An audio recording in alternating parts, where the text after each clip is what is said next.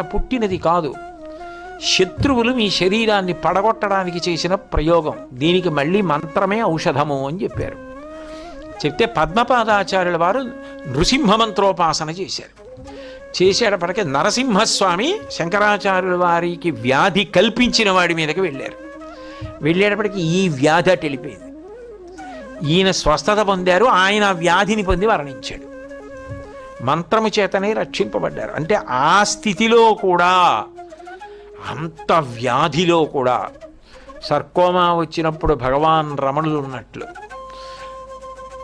రాచపుండు కంఠంలో పుడితే రామకృష్ణ పరమహంస ఉన్నట్టు, శంకరాచార్యుల వారు మాత్రం స్థితప్రజ్ఞులై తాను ఆత్మగానే నిలబడ్డారు.